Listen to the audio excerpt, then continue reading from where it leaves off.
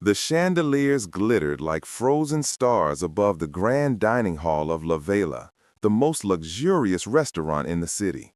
Crystal glasses clinked delicately, forks chimed against porcelain. Laughter floated like soft perfume across the room, and everything shimmered with the quiet hum of privilege. The wealthy came here not just to dine, but to be seen. Men in tailored suits, women in gowns that whispered against marble floors, children groomed like miniature royals. At table 14, however, the illusion cracked. A small whimper cut through the elegant noise, fragile as breaking glass. A boy, no older than 6, sat dressed in a perfectly pressed navy blue suit. His little shoes shone, his bow tie was crooked from his restless fidgeting, and his cheeks, round, delicate, innocent, were wet with tears he couldn't contain anymore. His tiny hands clutched the edge of the tablecloth as he trembled. Across from him sat his father, Arman Haleem, the billionaire, the man whose name alone could silence boardrooms and move financial mountains. He sighed deeply, as if each breath were a negotiation he had grown tired of. His broad shoulders looked stiff in his designer blazer, his jaw tense, his eyes flicking between his son and his buzzing phone. "Adam," he muttered, trying to sound gentle but sounding only exhausted. "Please stop crying. We talked about this."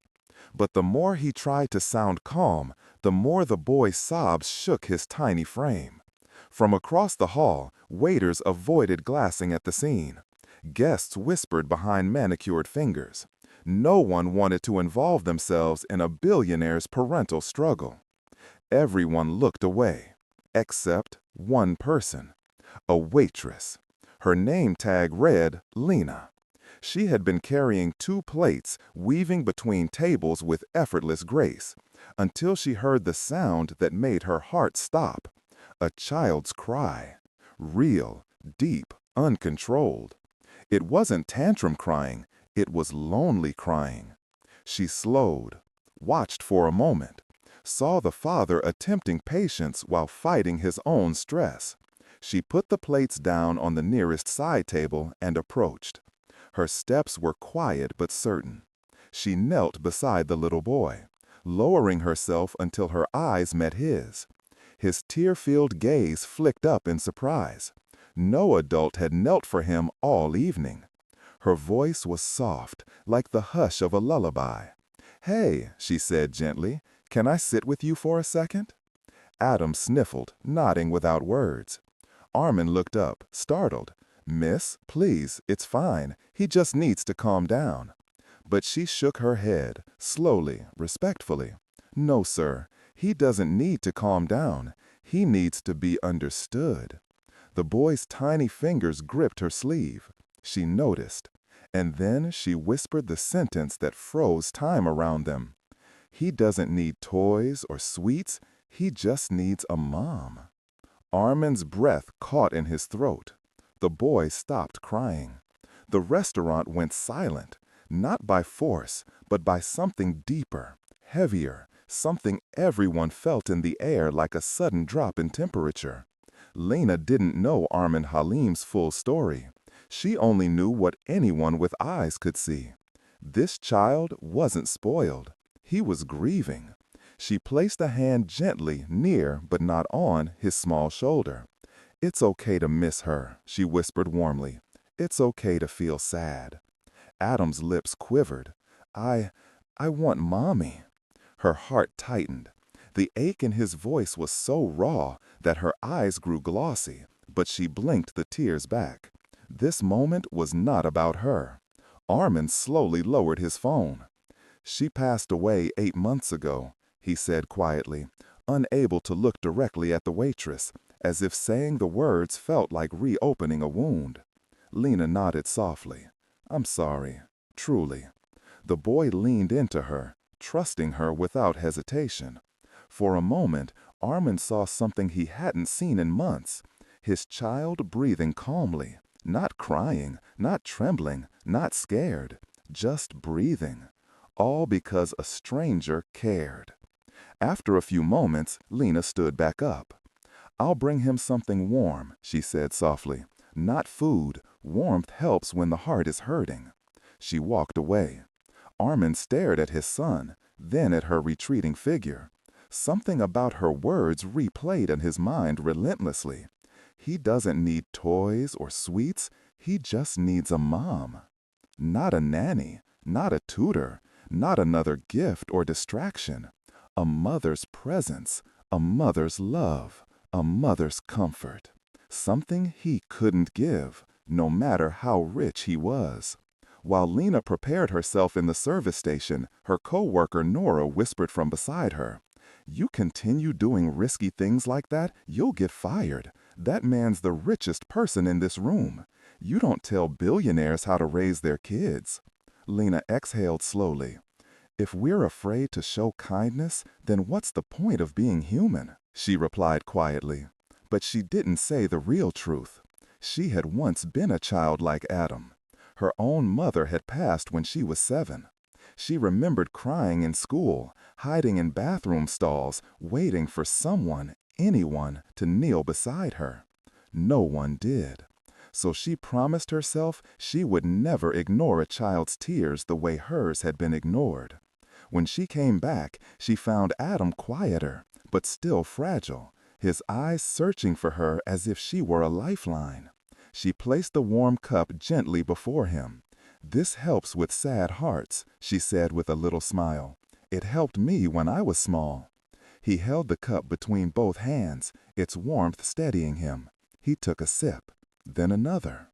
His breathing softened. Arman watched the transformation, feeling something move inside him, a mixture of gratitude, shame, and an ache he hadn't allowed himself to feel in months. "Thank you," he said finally. His voice cracked.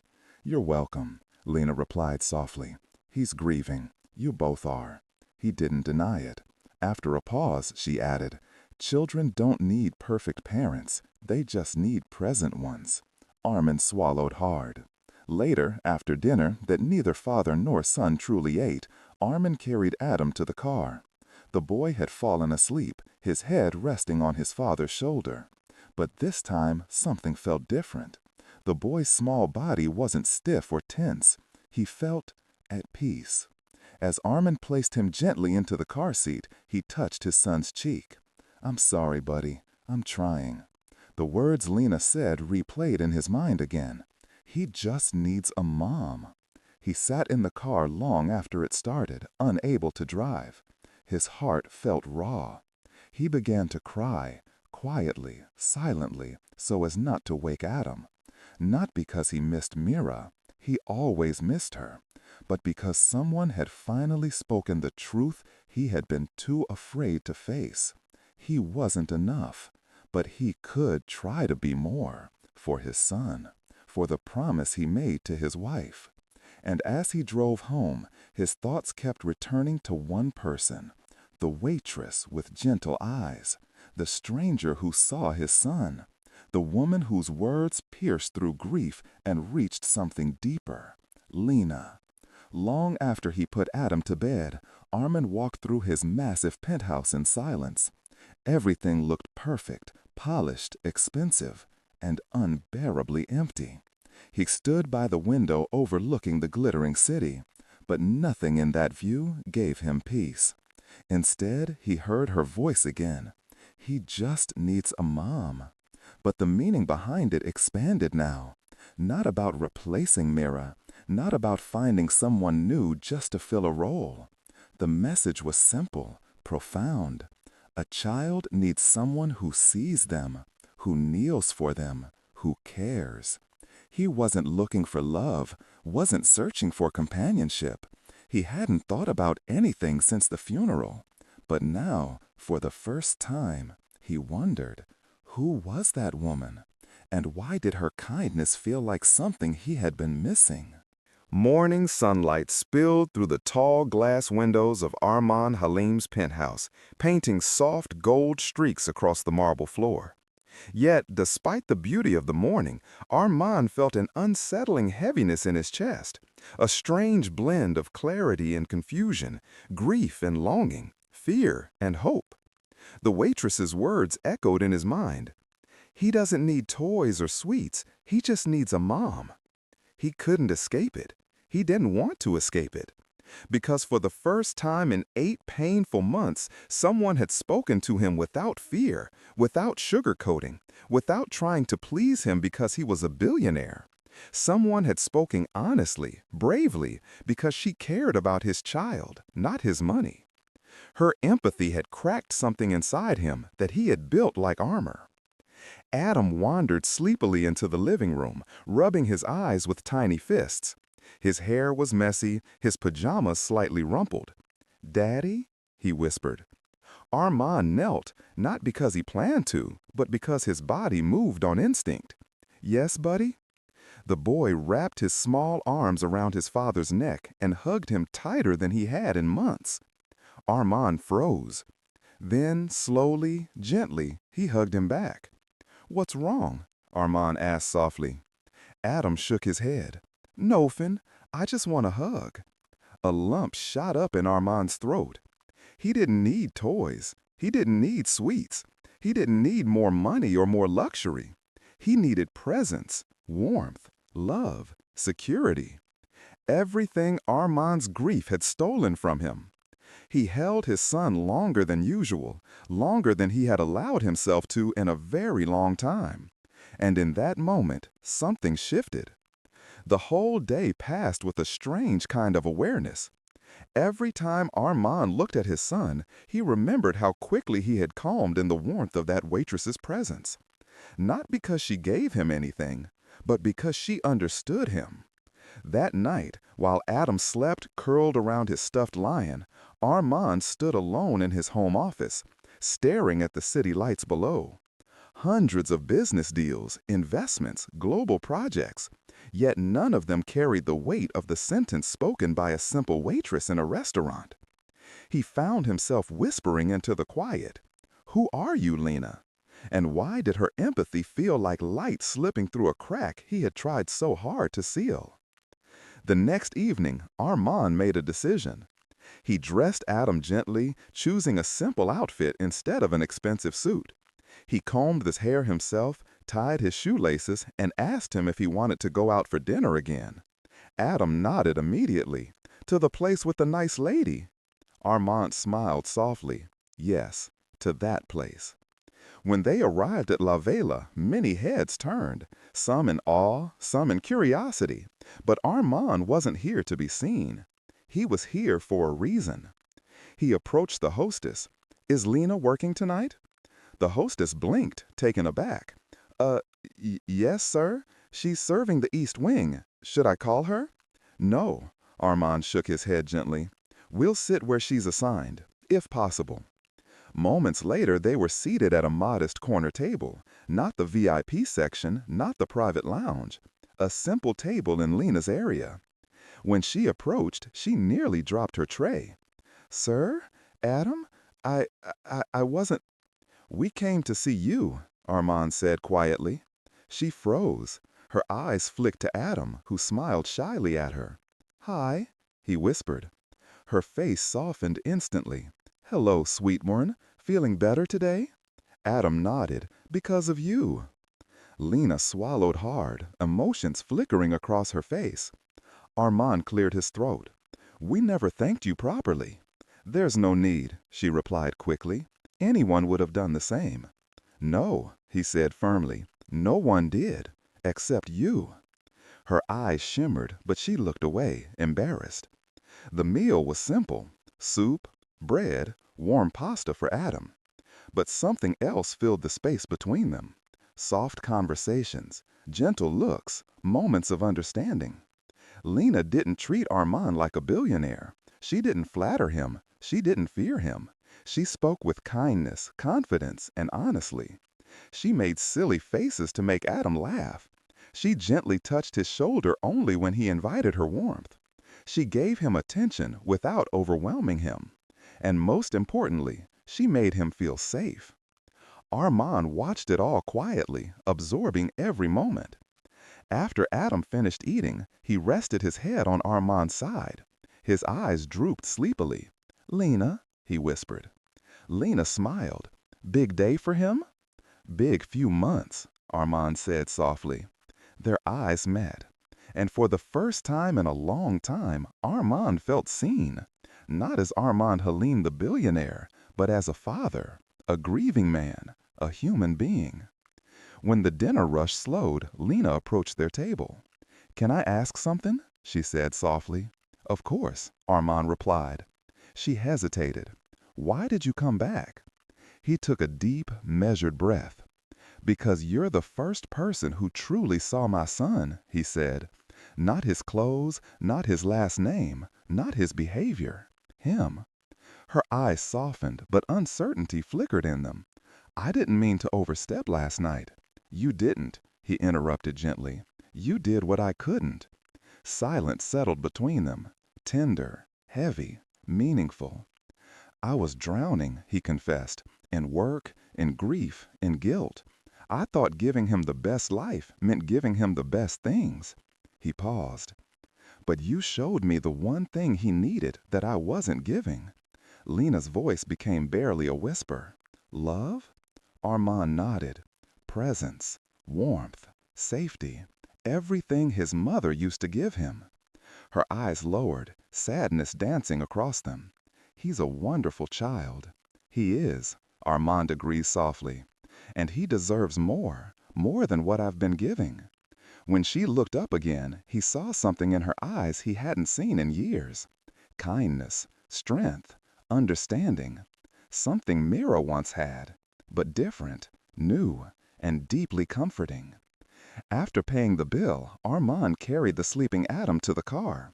Lina walked them out, her apron tied neatly, her hair slightly messy from hours of work, yet she looked gentle and warm under the soft streetlight. Before he opened the car door, Armand turned to her. I don't say this lightly, he began carefully, but the way you spoke to Adam, the way he responded to you. He hesitated, not because he didn't know the words, but because he feared them. You reminded me what a mother's love feels like.